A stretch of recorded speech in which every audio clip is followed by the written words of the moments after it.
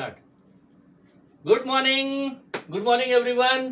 Good morning. तो आज हम लोग सब नए नए लोगों के साथ नए नए वीडियोस बनाते हैं, तो उसमें क्या आज एक रूब्रिक वाला सीरीज में हम लोग आज कुछ नया रूब्रिक देखते हैं। तो आज क्या रूब्रिक देखेंगे?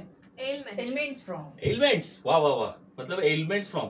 क्यों हम लोग एलिमेंट्स फ्रॉम देखने वाले हैं ना, एलिमेंट्स फ्रॉम करके एक पूरा चैप्टर है हमारे रेपर्टरी में, तो हम उसको इसलिए देखने की कोशिश कर रहे हैं क्योंकि कुछ कॉमन एलिमेंट्स जो है वो आज हम लोग पढ़ेंगे। तो कॉमन एलिमेंट्स इसलिए पढ़ना है क्योंकि डे टू डे लाइफ में हमको ये जानना रहता है कि पेशेंट क्यों हमारे पास आया और किस वजह से हमारे पास है और किसके वजह से इसको तकलीफें हुई। ठीक है, तो हम लोग एलिमेंट्स वाले लेकिन उसके पहले सबका हाँ। इंट्रोडक्शन पहले करना नहीं ये तो करना तो बनता है, पक्का है। अब इसको तो आप हमेशा जानते हो, ये हमारा सुश्रुत सेलोकर है, ये हमारी कल्याणी चिंचोणे है, ठीक है, ये हमारी स्नेहा रंगारी है, ये हमारी रोशनी बारई है, ठीक है। तो ये नए स्टूडेंट्स भी है, नए लोग भी है, नई एनर्जी के साथ एलिमेंट्स का हम लोग वीडियो बनाते हैं। तो फिर आज हम लोग एलिमेंट्स का वीडियो बनाना है, तो बिफोर दैट पहले हमको ये पता होना चाहिए कि what is elements. Yes Kalyani, क्या है एलिमेंट्स ऐसे तेरे को लगता? Cause of disease or हाँ, illness very which good. can be present at mental or physical level to produce disease. Very good. मतलब इसको हिंदी में या फिर मराठी में अगर बोलना रहा तो कैसा बोलोगे? जो भी है, कोई भी बोल सकता है, ऐसा कोई दिक्कत नहीं है। तो मतलब जिसके कारण डिसीज होता है। डिसीज होता है, सिंपल चीज है ना, डिसीज को स्टिमुलेट करता है। या फिर कभी कभी कोई पेशेंट्स हमारे पास आते हैं कि भाई ये चीज हुई और उसके बाद हमको ये तकलीफें आना शुरू हो गई। तो इस तरीके के एलिमेंट्स बहुत सारे हमारे पास आएंगे। एलिमेंट्स फ्रॉम शॉक आ सकता है, एलिमेंट्स फ्रॉम फ्राइट आ सकता है, एलिमेंट्स फ्रॉम एंटीसिपेशन आ सकता है, elements from death of love once आ सकता है, बहुत सारे आते हैं। उसमें से कुछ जो बहुत कॉमनली हमारे क्लिनिक में आते हो उसमें से एक रूब्रिक है एलिमेंट्स फ्रॉम फ्राइट, है ना। तो आज पहले फ्राइट देखते हैं हम लोग। तो फ्राइट कौन लेगा, कहाँ से स्टार्ट करें? बिल्कुल बिल्कुल, चलो करो। तो सर, फ्राइट है sudden intense feeling of fear. Very good. Fear excited by sudden danger. Very good. It's a basic human emotion. मतलब fright is a basic human emotion है जो कि sudden Suddenly intense feeling of fear के वजह से आता है। तो अब इसको हिंदी में अगर आपको समझना होगा तो कैसे समझेंगे? तीव्र धास्ती, मराठी में तीव्र धास्ती और तीव्र भीति। Very good. मतलब जब बहुत ज्यादा, मतलब डर का लेवल जब एक्सट्रीम हो जाता है तब तीव्र दास्ती और तीव्र भीति आ सकता है। फ्राइट का कोई एग्जांपल अगर देना रहा तो कैसे दोगे? मेरे पास एक छोटी सी बच्ची आई 6 इयर्स अपने पेरेंट्स के साथ, और उसने उसकी कंप्लेंट ऐसी थी कि उसे एक शिवजी की मूर्ति दिखी थी और गले में नाग वगैरह सब। तो सडनली वो रोने लगी है और उसके बाद से वो उसका नींद भी उड़ गई है, नींद सो भी नहीं रही है और चिल्लाती है। वो कुछ भी हिलती हुई चीज देखती है तो चिल्लाने लगती है। ऐसे कंप्लेंट्स लेके मेरे पास पेशेंट आए। मतलब जब वो छोटी सी बच्ची, उसने फर्स्ट टाइम वो देखा ना, इट्स तो भगवान है जो भी है, लेकिन वो जो गले में वो सांप देखा तो वो एकदम से डर गई। तो दैट फियर गोज टू वो फ्राइट उसके दिन में कंटिन्यू था। तो इसके वजह से वो जो सारे सिम्टम्स हैं, तो इसलिए एलिमेंट्स फ्रॉम फ्राइट। तो ये वो एक चीज है। और कोई एग्जांपल किसी को अगर देना रहा तो? सर, तुमचे एक केस होती ना बर्निंग। यस एक बर्न वाला ये केस था मेरा। एक्चुअली वो कल्याणी थी शायद वो केस के वक्त। वो बाहर से अंदर आई, उसको एकदम से यहाँ पे लिटा दिए थे हमने। उसके घर में आग लग गई थी। तो वो आग जब लगी थी ना, तब वो तो दौड़ दौड़ के चली तो गई, सब करना बिरना सब तो कर लिया, लेकिन बाद में उसको कंप्लेंट्स आना शुरू हो गए कि एकदम से वो ड्राउजी हो गई, पूरा अनकॉन्शियस हो गई थी, थोड़ा सा बात भी नहीं कर पा रही थी। तो मैंने उसको पूछा कि क्या हुआ क्या? मुझे अभी भी वो चीजें याद आ रही है सर, दिख रही है करके। That is also fright. तो हम लोगों ने उसको एलिमेंट्स फ्रॉम फ्राइट से एक रेमेडी दिए थे, वो रेमेडी को हम बाद में एक्सप्लोर करेंगे।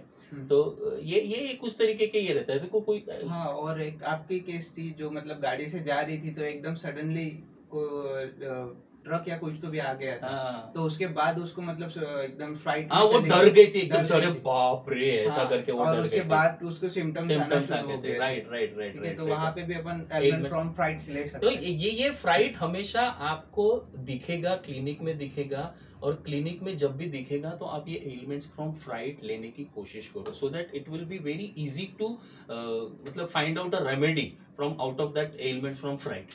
तो सेकंड रूब्रिक क्या लेने वाले हैं हम लोग? शॉक। हाँ, तो शॉक यानी sudden and unexpected feeling when something unexpectedly unpleasantly happen. Very good. तो sudden or violent disturbance of mind, हाँ, emotion or sensibilities. Right right right right. मतलब इसको अगर हिंदी में समझने की कोशिश करते हैं हम लोग तो मतलब कैसा समझ सकते हैं? एकाएक अप्रिय घटना घट जाने के से उत्पन्न होने वाली मनस्थिति। ओके ओके, मतलब ये सडनली कोई अगर रिएक्शन होता है, इट्स अ शायद It's a reaction. हाँ, इट्स अ रिएक्शन। तो ये शॉक मतलब फ्राइट क्या है? एक इमोशन है, और शॉक क्या है? इट्स अ रिएक्शन हाँ, टू द सिचुएशन। मतलब उस वक्त किस तरीके का क्या हो सकता है, तो कोई एग्जांपल वगैरह आप दे सकते हो? शॉक का जो मतलब ये होता है, सोर्स जो होता है मोस्टली निगेटिव होगा। हाँ एग्जैक्टली।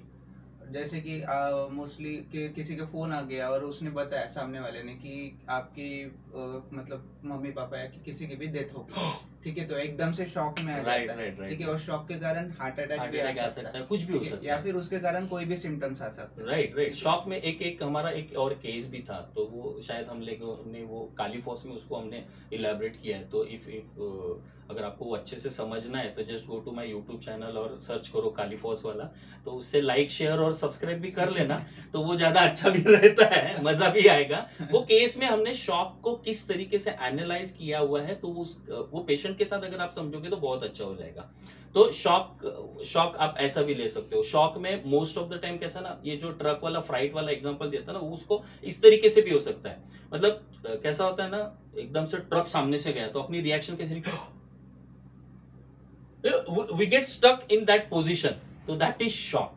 तो इस तरीके से हम शॉक एलिमेंट्स फ्रॉम शॉक भी ले सकते हैं। तो फ्राइट और शॉक में बस यही फर्क है, फ्राइट में आदमी डरा हुआ कंटिन्यूसली रहेगा, उसमें फियर का इमोशन हाँ। बैक ऑफ द माइंड में रहेगा। और शॉक में वो एकदम हेल्पलेस हो सकता है, उसकी कुछ भी रिएक्शंस हो सकती है और दिखेगा ऐसा कि वो यार शॉक में है।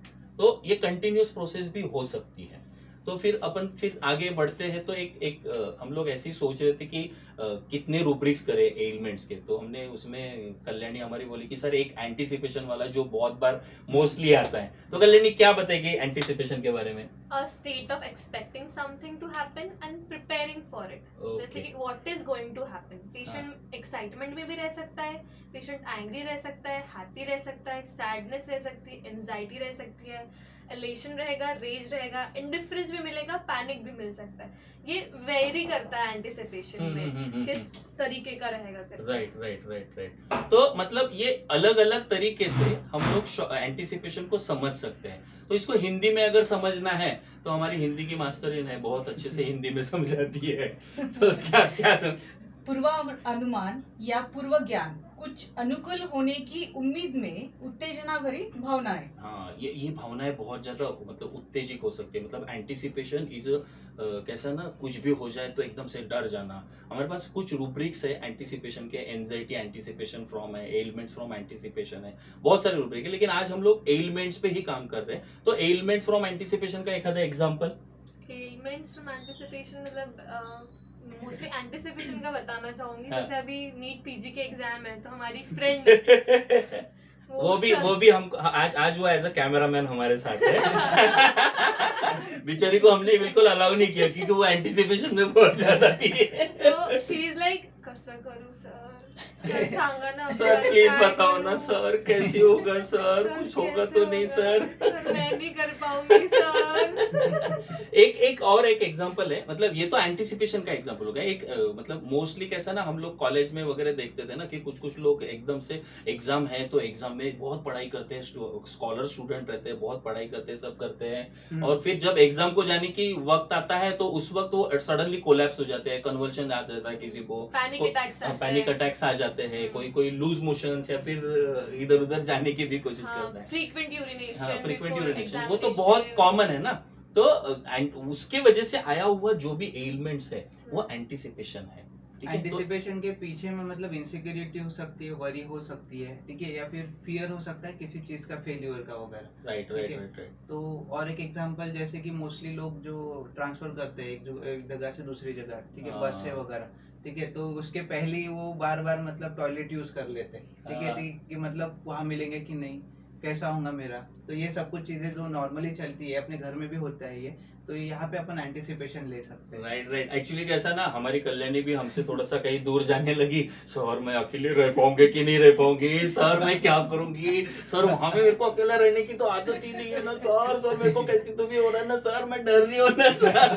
तो मोस्टली एंटिसिपेशन का ऐसा डिफरेंट एग्जाम्पल ऐसा हो सकता है। Hope you enjoyed this video.